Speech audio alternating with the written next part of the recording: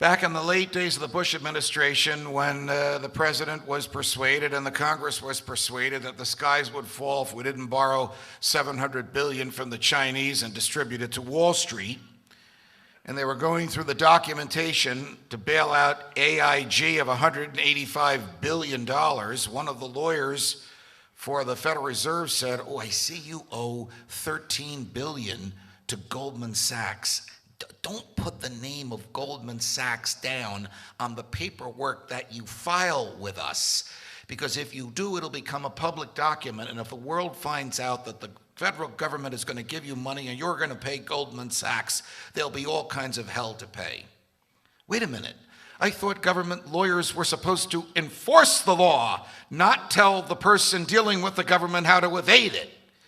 If you buy a $1,000 savings bond and intentionally put down the wrong address, the government will prosecute you for filing a false document with the government. But when government lawyers tell you you're going to get $185 billion taxpayer dollars and falsify the document so the taxpayers don't know where the money is going, you're not going to be prosecuted because the government told you to do it.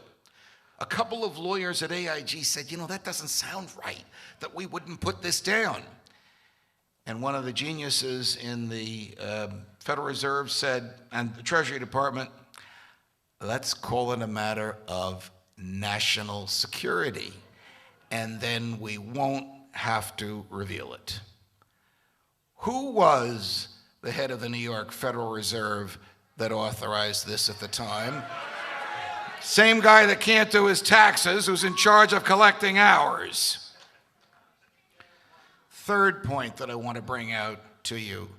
2 weeks ago, the Director of National Intelligence, Admiral Dennis Blair, was testifying before the House Select Committee on Intelligence, and he was ranting and raving about the manner in which the underwear bomber was apprehended in Detroit and interrogated after his apprehension. And at the tail end of the interrogation before Congress, which was under oath, one of the members of Congress said to him, "By the way, Admiral Blair, are we sending drones anywhere in the world that the rest of us don't know about?" And he, "Yes."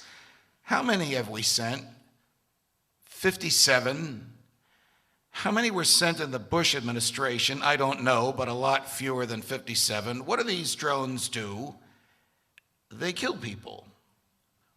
"Admiral Blair, who do the drones kill?"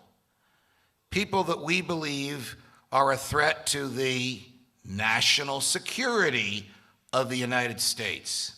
Now the kicker, and it was buried on the 10th page of the New York Times. "Admiral, are any of those people Americans?" Answer, yes. So the same government that took an oath to uphold the Constitution of the United States wants your phone records without a warrant because you speak too loudly on the phone. The same government that took an oath to uphold the Constitution of the United States will advise its friends in Wall Street how to break the law in order to get your money.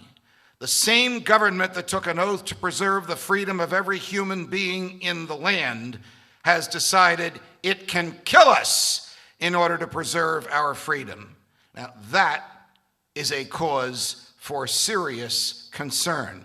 Gitmo still open. Rendition still going on. Black prisons in Eastern Europe, they are still there. The government claiming the power to lock people up and throw away the key and never let them see a lawyer or a judge or a jury or an indictment or a witness or a member of the family, still going on. The situation since this administration took office with respect to human liberties is far worse than it was when George Bush was in office, and he had less fidelity to the Constitution than any president since Abraham Lincoln. That's how the situation has devolved.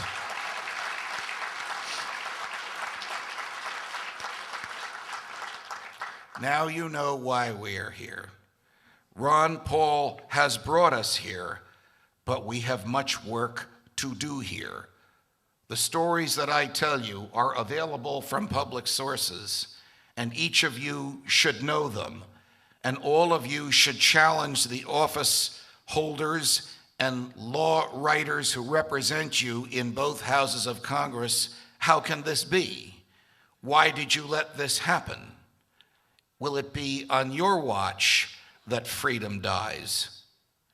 In the long history of the world, only a few generations have been granted the role of defending freedom in its maximum hour of danger. You are that generation. This is that hour. Now is that time, and you must defend it with every ounce of energy and strength in your heart.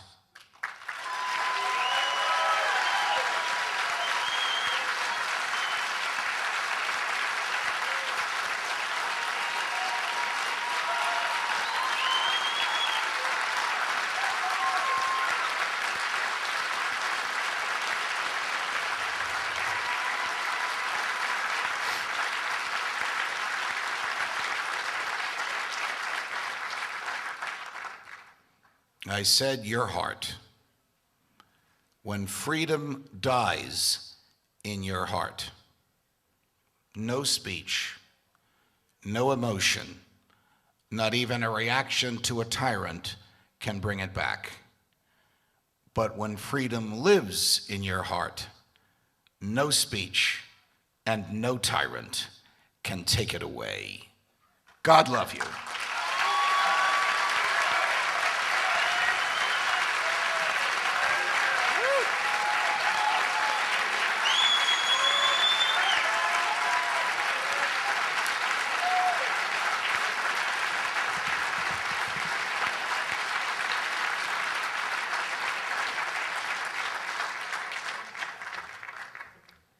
See, at our events, people deliver their own speeches, right? They deliver their own speeches that they wrote themselves.